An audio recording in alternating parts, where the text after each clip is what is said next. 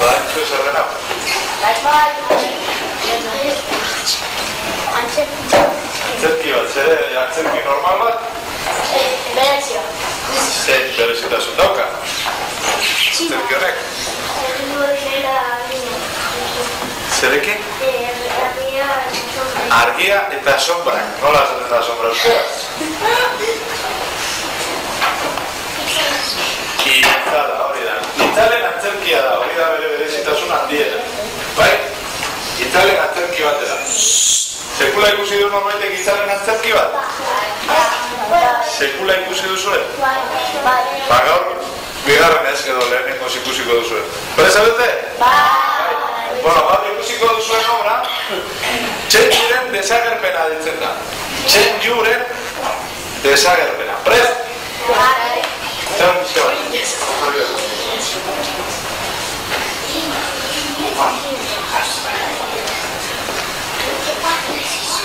Txenju eta Liguei anai-arrebak ziren.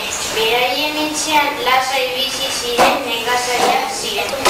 Oso pozik bizi ziren, baina olako batean Kinsi Juan agertu zen beraien etxean.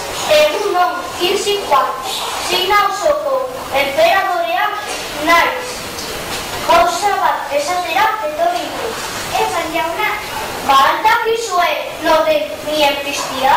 Ez jauna, ez dakit. Urte berri gauean txinatak, umeak eta gazteak harrapatu eta berarekin eramaten ditu itsasoren azpira. Hori ezin da onartu jauna, zerbait egin behar dugu. Lagunduko diguzu ordua Txenju? Bai noski, Txino zoan estrebe lapatanarekin, ikiko dut monstro. Txenju urrengo goizean atera zen.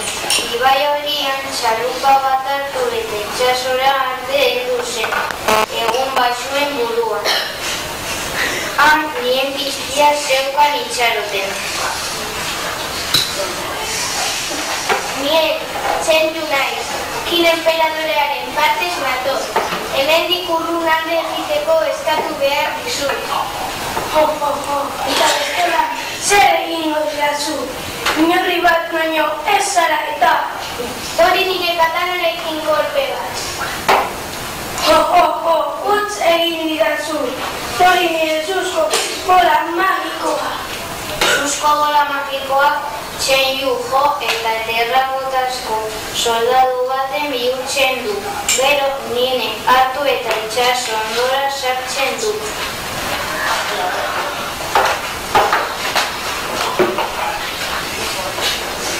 Nondago nire nega?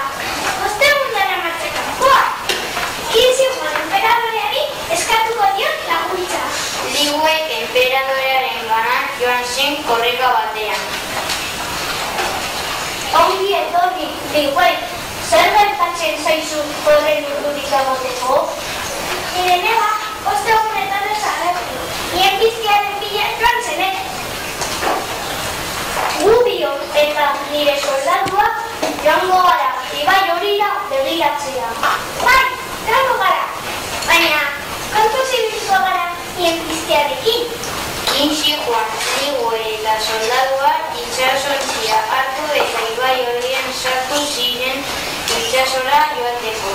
Barruan ispilu bat aurkitu zuten.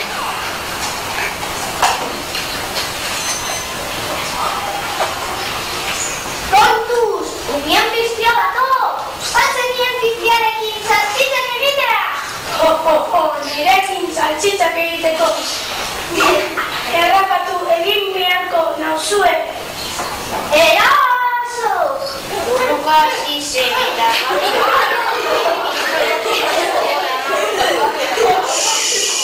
baina Liguei ispilua hartu eta errebotatu zuen. Zuzko bolak nien piztiari bihotzean eman zion. Oi, zer pupita! Gero nien piztia harri bihurtu zen eta Txenjuren gainera erori zen. Horrela madarikazioa bukatu zen. Eskerrik asko arreba eta laguno. Ez dut mesede hau sekula hartuko. Orain lasai bizi ahal izango gara. Bai, eta ostatzeko, zorak egitean